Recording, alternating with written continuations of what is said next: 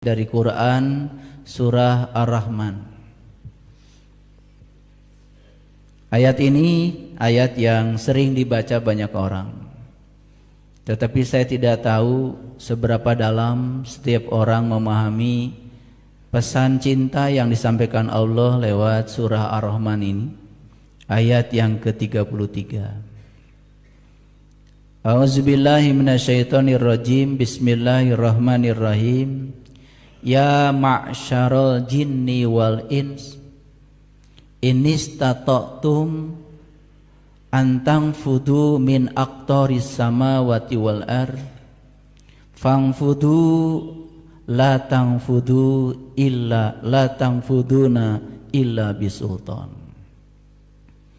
Ya ma'syarul jinni wal ins, wahai jamaah jin dan manusia, inistata'tum ang tangfudu min aqtaris samawati wal ar, jika kamu sanggup menembus penjuru langit dan bumi, maka tembuslah.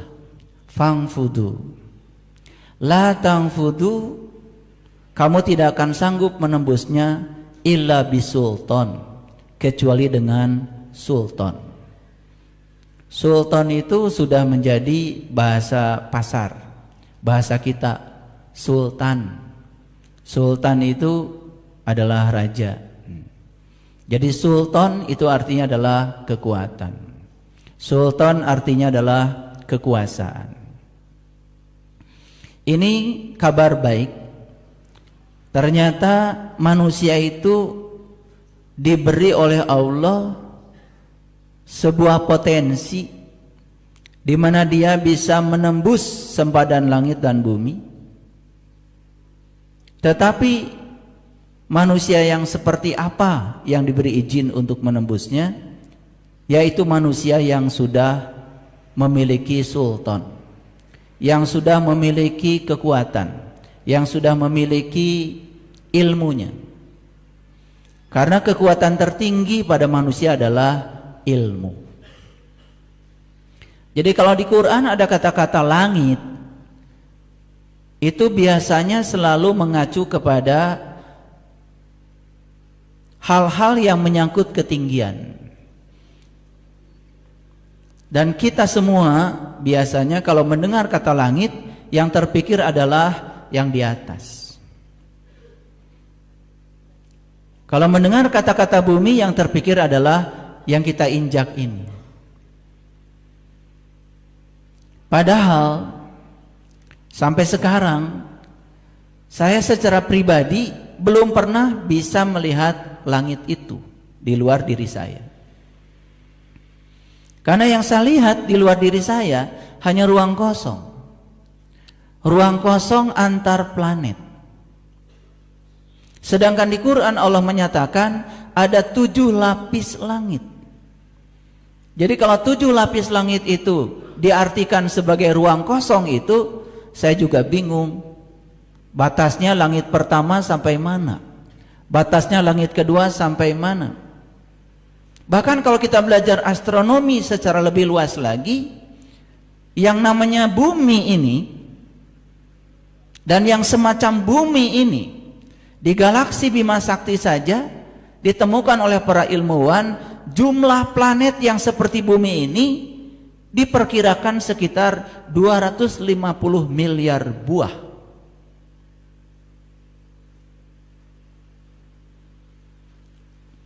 Jadi yang sebenarnya antar planet itu yang ada adalah ruang kosong. Kalau jumlah planet, jumlah bintang itu sebanyak itu, bahkan jumlah galaksi pun sebanyak itu, terus yang disebut dengan langit itu yang mana? Yang disebut dengan langit pertama, langit kedua, langit ketiga, sampai langit ketujuh itu yang mana?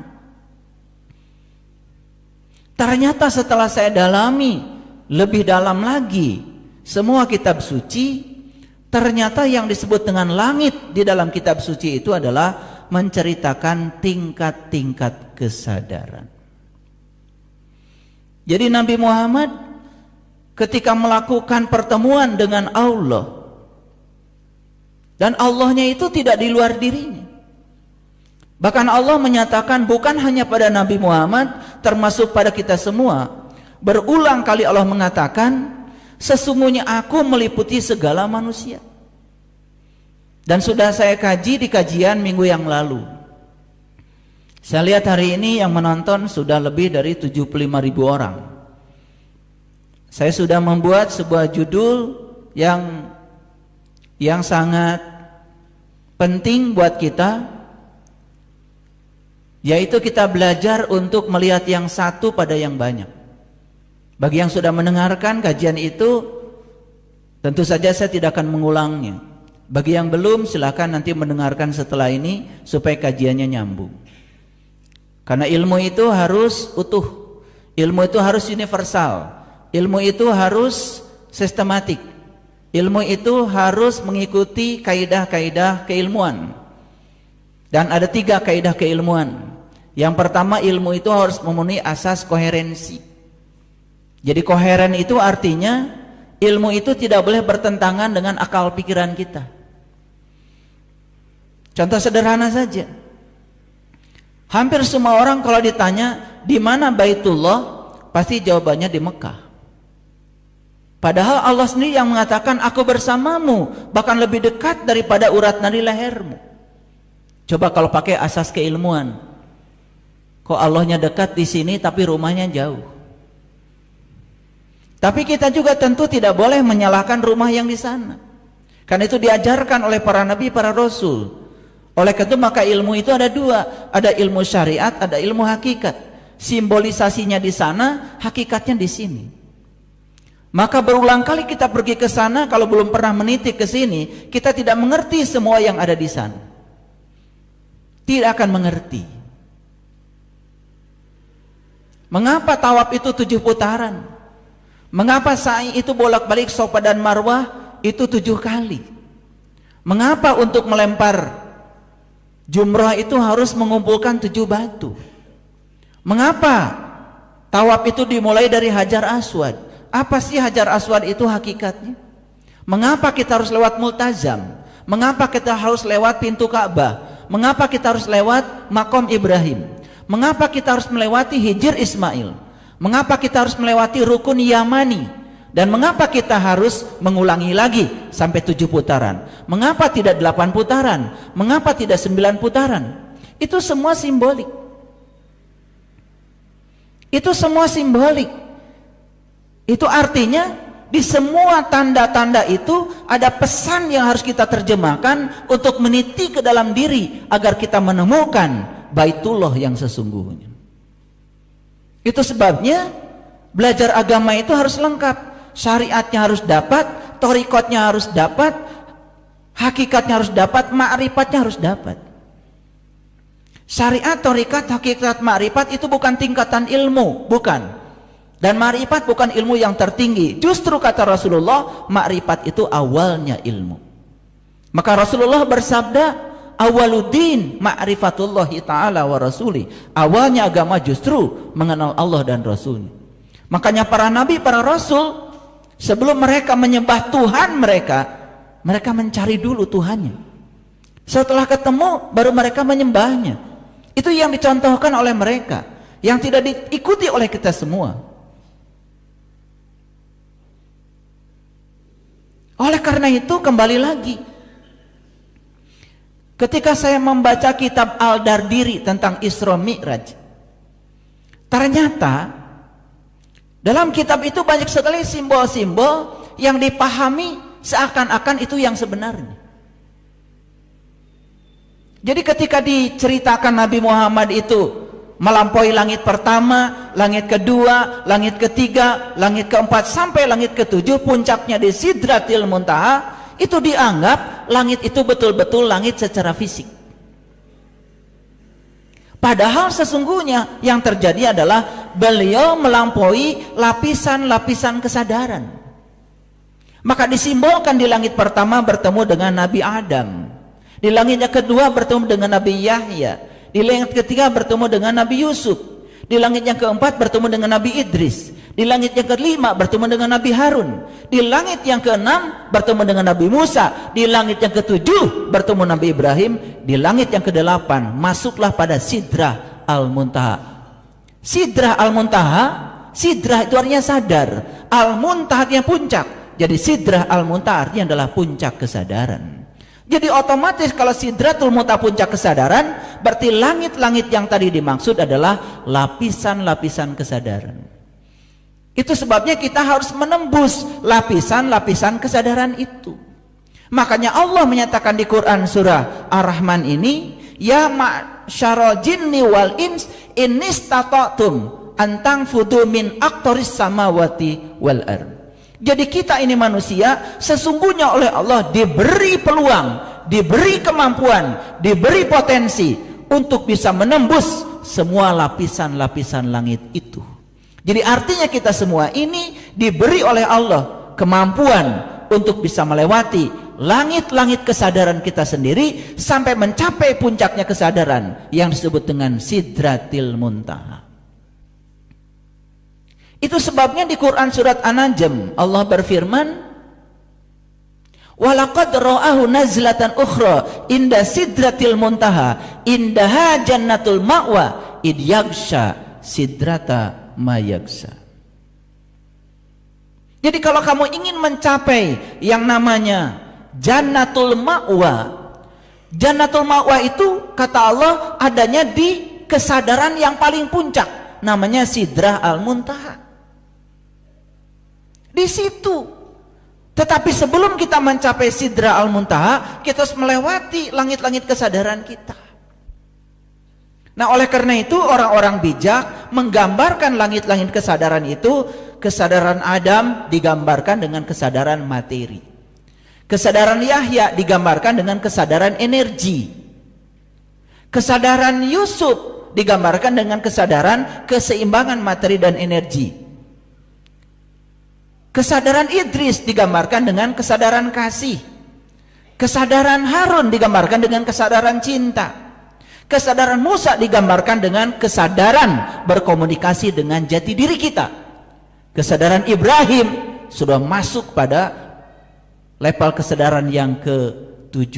Disitulah kita akan mengalami inni wajjahtu wajhiyalilladzi fataras samawati wal ard hanifan wa ma ana minal musyrikin.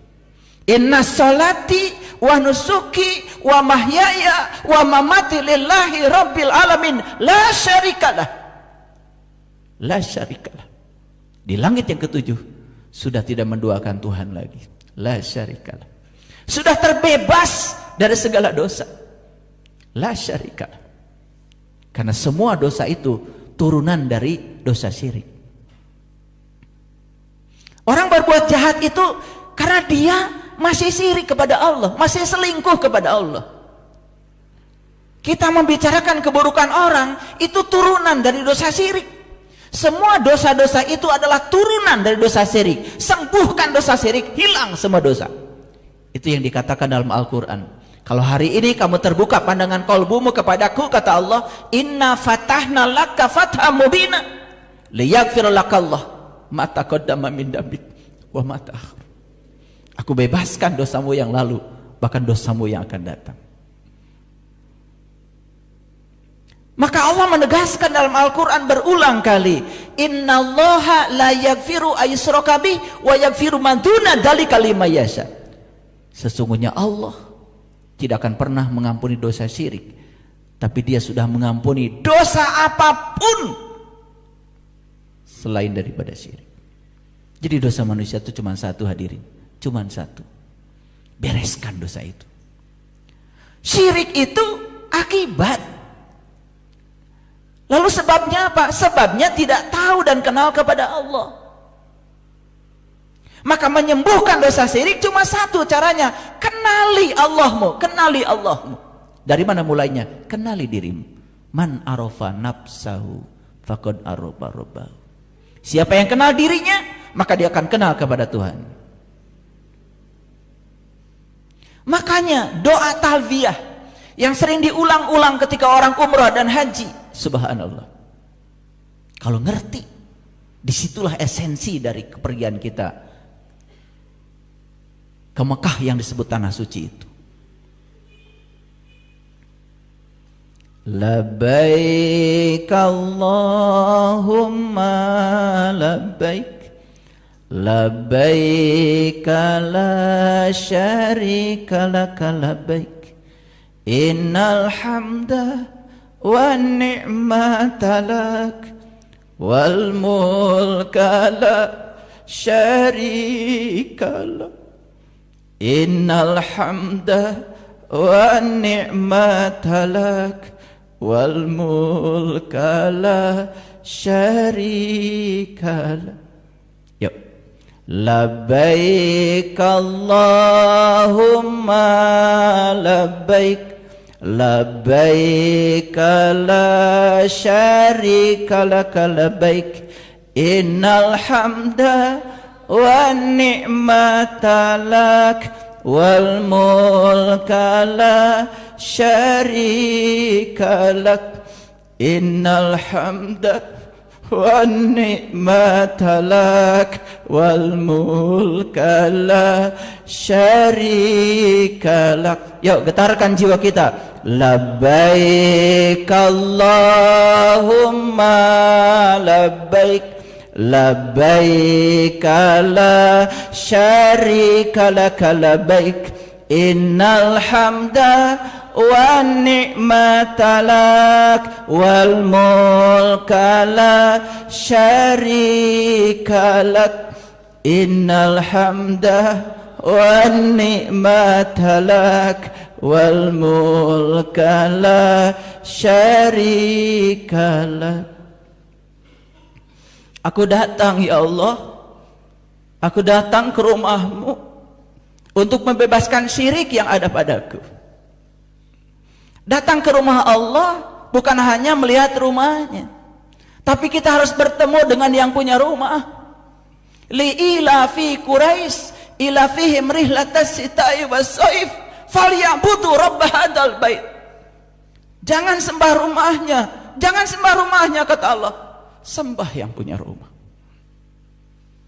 Kalau ngerti saja, ngerti yang kita ucapkan, bergetar jiwa kita, bergetar seluruh sel dalam tubuh kita. Ternyata pergi ke Baitullah itu tugasnya cuma satu, agar kita bisa bertemu dengan yang punya rumah. Makanya di Quran dikatakan, fa idza qadaitum manasikakum fazkurullah fazkurullah fazkurullah ka zikrikum abakum.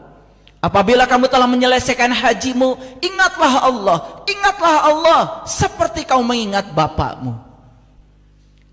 Ingat itu ada syaratnya hadirin. Syarat sahnya ingat, harus tahu yang diingat. Dan kita tidak mungkin bisa mengingat sesuatu kalau kita tidak tahu. Maka kenali dia. Kita akan ingat sepanjang ruang dan waktu. Itu yang dikatakan dengan Ahlul Bait. Itu yang disebut dengan ulul albab. Makanya lihat definisi ulul albab. Siapa ulul albab itu? Allazina yazkuruna Allah qiyaman wa qu'udan wa ala junubihim. Mereka yang ingat Allah dalam keadaan berdiri, duduk dan berbaring. Tidak ada satu waktu pun dia tidak bisa mengingat dia. Saya sedang ceramah seperti ini, saya tidak bisa melupakan dia. Tidak bisa.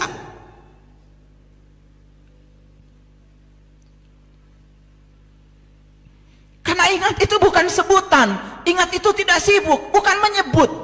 Ingat itu di dalam. Di dalam. Dan kalau kita sudah tahu yang diingat, kita akan bisa mengingatnya sepanjang ruang dan waktu. Dan siapapun yang selalu mengingat dia tidak akan merasa ada ilusi keterpisahan dengan dia. Itu yang menyebabkan kita akan selalu dikontrol oleh tauhid kita. Akhlak kita dikontrol selalu oleh tauhid kita. Tidak mungkin kita bisa berbohong lagi pada siapapun. Tidak mungkin kita bisa menyakiti siapapun. Tidak mungkin kita merendahkan siapapun. Tidak mungkin. Jadi hadirin, mereka yang masih senang berkhianat pada dirinya sendiri dengan melakukan tindakan-tindakan yang jahat, sebetulnya itu bukti nyata bahwa sebetulnya dia masih selingkuh kepada Allah. Itu sebabnya kita harus menembus sempadan langit dan bumi. Kita tembus kesadaran materi kita, yuk kita lampaui. Jangan materi terus mempertuhankan kita. Kita diberi uang, diberi harta oleh Allah, itu jalan kita untuk pulang kepada Allah, bukan jadi penjara bagi kita sendiri.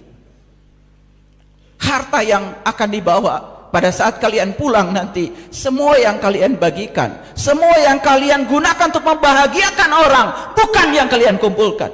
Bukan. Lampaui itu. Begitu kita melampaui kesadaran materi, masuk kesadaran energi. Terus ke sana. Sampai puncaknya kita menemukan kesadaran Ibrahim. Inni wajjahtu wajhiya lilladzi fataras samawati wal ardh. Apa yang kalian lakukan ketika sholat? Hanya mengatakan kalimat itu, tetapi tidak merasakan kalimat itu. Bohong besar. Harusnya pada saat mengatakan ini wajjahtu, aku hadapkan wajahku kepada zat yang telah menciptakan langit dan bumi. Harusnya wajahmu berhadapan dengan wajahnya. Harusnya seperti itu. Bergetar sholatmu. Kita hanya di mulut saja. Inni wajjahtu wajhiya lilladzi fataras samawati wal ardh. Kita tidak merasakan pengalaman apa-apa ketika sholat itu. Kenapa? Kita tidak tahu siapa sesungguhnya yang kita sembah itu. Makanya Ibrahim sebelum mengatakan kalimat itu, beliau mencari dulu siapa jati diriku, siapa Tuhanku. Bertemu bintang, bertemu bulan, bertemu matahari. Jelas bukan bintang yang biasa, jelas bukan bulan yang biasa, jelas bukan matahari yang biasa. Itu bintang yang ruhani, itu bulan yang ruhani, itu matahari yang ruhani. Makanya Allah berfirman dalam Quran surat Ar-Rahman, Rabbul masyriqain wa Rabbul maghribain. Aku telah menciptakan dua matahari, wahai hamba-hambaku. Dua matahari. Yang satu terbit dari timur, yang satu terbit dari barat. Timur dan barat itu simbolis. Timur melambangkan materi, barat melambangkan ruhani. Makanya kiamat akan terjadi saat matahari terbit dari barat. Kita memahaminya benar-benar matahari terbit dari barat. Itulah kebodohan. Kebangkitan kesadaran akan terjadi dalam diri kita kalau kita sudah menyaksikan matahari ruhani di dalam diri kita. Karena selama ini kita harus menyaksikan matahari yang di luar saja. Makanya proses fotosintesa dalam tubuh kita hanya terbatas pada proses fotosintesa jasmani. Proses fotosintesa rohani tidak terjadi. Kenapa? Mataharinya belum kita temukan. Dan siapa yang sudah menemukan itu? Luar biasa. Rabbul masyriqain wa Rabbul maghribain. Luar biasa hadir. Itu bisa dialami semua orang. Bagi mereka yang mau. Yahdillahu linurihi mayyasha. Terang benderang pikiran kita, terang benderang jiwa kita. Dalam terang tidak mungkin ada salah persepsi. Dalam terang tidak mungkin ada salah proyeksi. Dalam terang tidak mungkin ada buruk sangka. Semua kesalahan itu terjadi karena kita melihat dalam gelap. Akibatnya kita beragama hanya meraba-raba. Tidak tahu juntrungan yang sesungguhnya. Itu yang membuat selama ini kita tidak naik kelas. Saya tidak tahu. Tadi begitu saya duduk di sini, padahal saya juga tidak mempersiapkan ini. Tiba-tiba tangan saya ingin membuka Quran surat Ar-Rahman ini. Padahal saya sudah menyiapkan slide untuk diperlihatkan. Tapi saya disuruh untuk bicara ini saat ini. Saya juga tidak tahu. Hadirin. Ini keistimewaan manusia. Artinya kita semua diberi kesempatan untuk menembus sempadan langit dan bumi. Karena kita diberi sultan. Tugas kita sekarang apa? Temukan sultan itu di mana. Temukan kekuatan itu di mana. Dan kekuatan itu adalah ilmu. Nah kalau berbicara ilmu, ilmu yang mana yang bisa menembus sempadan langit dan bumi? Cuman satu ilmu. Laqad kana lakum fi Rasulillah uswatun hasanah. Ilmunya cuma satu. Nama ilmunya uswatun hasanah. Apa sih uswatun hasanah itu? Jelas di Quran dijelaskan. Liman kana yarjullah Liman kana yarjullah. Uswatun hasanah itu adalah ilmu tentang cara mencapai Allah. Begitu kita dapat ilmu itu, dan hari ini kita bisa mencapai Dia yang lebih dekat kepada kita, melampaui dekatnya urat nadi leher kita. Wal yaumal akhir, di hari kemudian, wa zakarallaha katsira, kita bisa ingat Allah banyak-banyak. Logik sekali ayat itu. Sayang ayat itu jarang dibahas. Baik hadirin, ini sebagai pembukaan dari saya, bahwa kita ini sebetulnya diberi potensi itu. Itu sebabnya tubuh kita ini adalah kendaraan terhebat. Kalau guru saya mengatakan tubuh ini adalah karya agungnya Allah. Karena apa? Hanya lewat tubuh manusia kita bisa mengantarkan sang jiwa kepada sang maha jiwa. Hanya lewat tubuh ini. Jangan sia-siakan punya tubuh ini. Temukan rahasianya. Kalau menemukan rahasianya berarti kita menemukan sultan, menemukan cara untuk menembus sempadan langit dan bumi. Dan jangan berteori terus menerus dalam agama, praktek. Cari orang yang ngerti untuk mempraktekkan itu. Bosan kita berteori terus. Kita butuh praktek. Makanya dalam dunia sains dikatakan berhenti learning to know. Berhenti belajar hanya sekedar untuk tahu, tapi learning to do, mulai melakukan, supaya learning to be, supaya kita belajar menjadi. Stop belajar tentang cerita tentang Nabi Musa, stop. Bagus kita menjadi Musa. Stop belajar tentang cerita tentang Nabi Ibrahim, stop. Lebih bagus menjadi Ibrahim. Sepanjang kita cuma cerita para nabi, para rasul, kita cuma pandai bercerita, dongeng. Tapi kalau kita menjadi, learning to be, maka puncaknya belajar adalah learning to live together. Kita akan menjadi orang yang berguna bagi semesta. Merayap. Jadi kalau sampai hari ini kita masih merayap, belum terbang tinggi, ada yang salah. Kita sampai hari ini tidak bisa menemukan berkah yang diberikan Allah kepada kita. Akibatnya kita tidak menemukan makna hidup. Cuma dua dalam hidup ini. Temukan berkah dan temukan makna. Berkah itu adalah sultan, kekuatan yang Allah berikan kepada kita, kekuatan positif yang Allah berikan kepada kita. Kalau kita sudah menemukan itu, kita akan menemukan berkah hidup. Dan ketika kita sudah menemukan berkah hidup, kita akan bisa membagikan berkah itu pada orang yang membutuhkannya. Disitulah kita baru menemukan makna hidup. Jadi hidup itu baru bermakna kalau kita berarti bagi orang banyak. Kalau kita tiap hari bekerja, terus bekerja, hanya mengumpulkan sesuatu untuk diri sendiri saja, nggak cukup-cukup, ada yang salah. Ada yang salah. Coba kita lihat. Semua makhluk di semesta ini diciptakan tidak untuk dirinya, tetapi untuk sesama. Perlu dibuktikan? Yuk buktikan. Matahari itu tidak pernah memakan sinarnya sendiri. Semua sinarnya diarahkan kepada mereka yang membutuhkannya. Dan sinar matahari hanya searah, tidak bolak-balik. Dan matahari tidak pernah menikmati sinarnya sendiri. Semua sinarnya diberikan kepada semesta. Itu sudah hukum alam. Yang sederhana aja di dapur, kangkung. Gak pernah ada kangkung makan kangkung. Kangkung mempersembahkan dirinya buat semesta. Siapa yang makan kangkung? Betul? Itu yang membuat kita buta selama ini. Padahal begitu banyak tanda-tanda Allah. Oh, ternyata pohon pisang menyumbangkan pisang. Pohon duren menyumbangkan duren. Sungai menyumbangkan air. Pohon rambutan menyumbangkan rambutan. Pohon pete menyumbangkan pete. Dan tidak ada satu pohon pun yang memakan buahnya sendiri. Pertanyaan, apakah itu hukum alam? Itu hukum alam. Bahwa ternyata semua ciptaan Allah diciptakan untuk sesama.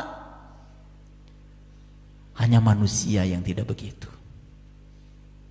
Tapi lucunya manusia menganggap dirinya makhluk paling mulia. Apa yang dilakukan manusia? Subhanallah. Dia sudah kerja dapat gaji. Gajinya itu harusnya bukan hanya buat dirinya loh, buat sesama. Masih merasa kekurangan lalu nyuri hak orang lain. Bukan memberi kepada sesama, malah mencuri yang punya sesama. Namanya korupsi. Saya nggak tahu itu ya, orang-orang yang masih suka ngambil hak yang bukan haknya itu.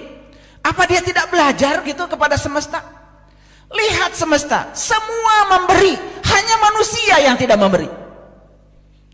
Tapi manusia menganggap dirinya makhluk paling mulia, tetapi tidak memuliakan dirinya sendiri. Subhanallah. Harusnya kita malu. Harusnya kita malu. Maka Allah berfirman dalam Al-Quran, Yadullah fawqa aydihim. Itu yang disebut dengan tanganmu, bukan tanganmu kata Allah. Yadullah, itu tangannya Allah. Kalau ini tangannya Allah, gunakan ini untuk menolong Allah. Gimana cara menolong Allah? Tolong orang-orang yang butuh pertolongan. Karena itulah cara menolong Allah yang benar. Allah yang Maha Kuasa tidak perlu ditolong oleh kita. Tetapi tetangga kita yang anaknya nggak sekolah, tolong. Tetangga kita yang sakit, tidak punya mobil, mau ke rumah sakit, tolong. Selama ini kita mengartikan menolong Allah itu salah. Menolong agamanya, teriak-teriak sambil menyakiti orang lain. Apa-apaan? Nabi Musa ditegur sama Allah. Hai Musa, kenapa ketika aku sakit kamu tidak menjenguk aku? Apa kata Musa? Bagaimana engkau bisa sakit ya Allah?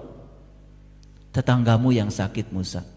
Dan kalau kau menjenguk tetanggamu, berarti kau menjenguk aku.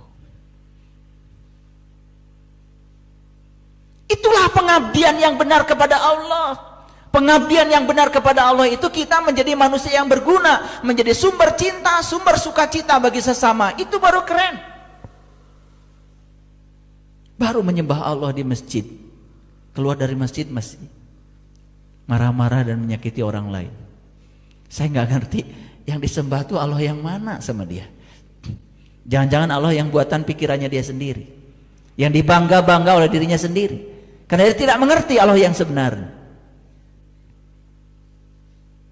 Baru saja keluar dari tempat ibadah, lalu ikut menghancurkan tempat ibadah orang lain karena berbeda keyakinan. Manusia semacam apa yang seperti itu? Lalu berani-berani menghalalkan adalah orang lain karena berbeda keyakinan dengan dirinya. Di mana cinta kasihnya? Sedangkan Allah berfirman, wa ahsin kama ahsanallahu ilaika. Berbuat baik itu seperti aku berbuat baik kepada kamu, tanpa membeda-bedakan, tanpa keinginan, tanpa muatan. Hadir, sekali lagi, kita dilahirkan untuk terbang tinggi, bukan untuk merayap. Tahu pesawat? Tahu. Kenapa pesawat bisa terbang? Kenapa? Kenapa? Ya sederhanalah, karena punya sayap kan? Betul? Tapi mengapa bisa terbang?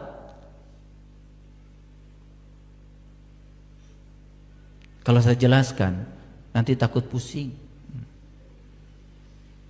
Itu menggunakan hukum fisika, namanya hukum Bernoulli. Makanya badannya pesawat itu dirancang sedemikian rupa sehingga ketika dia itu dipacu dengan kecepatan tertentu, diharapkan kecepatan udara di atas pesawat jauh lebih besar daripada kecepatan udara di bawah pesawat. Nah, menurut Bernoulli, ahli fisika, ketika kecepatan udara di atas pesawat lebih besar daripada kecepatan udara di bawah pesawat, maka tekanan udara di atas pesawat jauh lebih kecil daripada tekanan udara di bawah pesawat. Apa yang terjadi? Itu yang menimbulkan gaya angkat. Maka rumusnya gaya sama dengan perbedaan tekanan kali luas. Kenapa harus pakai sayap? Supaya ada luas. Luas dikalikan dengan perbedaan tekanan, itu namanya gaya. Itu namanya gaya angkat. Sehingga dia bisa terbang.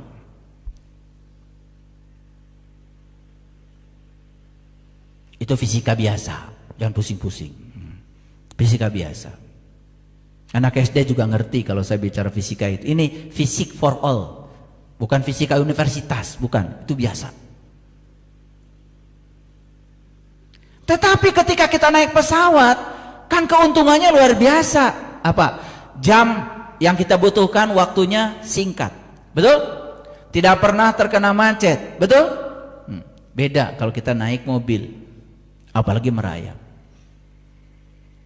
Yang merayap itu kan sebutnya ulet. Ulet itu sudah merayap, lambat, jahat lagi. Betul? Daun dimakan. Pohon jeruk di depan rumah kita sedang asik-asiknya tumbuh, habis tuh dimakan ulat. Namanya ulat jeruk. Wajahnya persis seperti daun jeruk, sampai gak kelihatan. Makanya ulat melakukan pertobatan. Lalu dia puasa. Setelah puasa kemudian dia jadi kepompong. Setelah jadi kepompong kemudian dia berubah menjadi kupu-kupu. Dan setelah jadi kupu-kupu punya sayap, dia terbang. Dan setelah jadi kupu-kupu dia tidak merusak lagi. Dia tidak memakan daun-daun lagi, tidak seperti dulu. Itu pertobatan ulat. Ada nggak manusia yang melakukan pertobatan seperti itu? Katanya masuk ke pompong sebulan, puasa bulan Ramadan. Iya, ketika bulan puasa jangan bohong. Lagi puasa. Terus nanti setelah lebaran.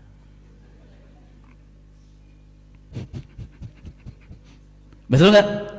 Makanya begitu lebaran kan Idul Fitri. Tahu artinya Idul Fitri? Tahu artinya Idul Fitri? Kembali suci. Sembarangan. Id itu artinya kembali. Fitri itu artinya ada 3. Satu, fitri itu bisa berarti watak asli.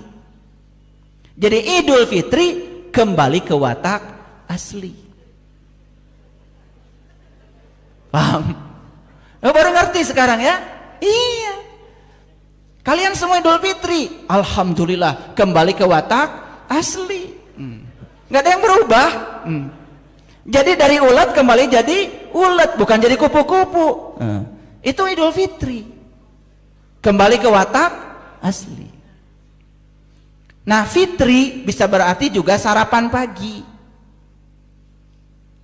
Iftar itu sarapan bahasa Arab. Jadi Idul Fitri kembali sarapan pagi. Kan begitu. Hari pertama lebaran, opor sudah ada. Kupat tahu sudah ada. Betul? Iya. Wah, segala.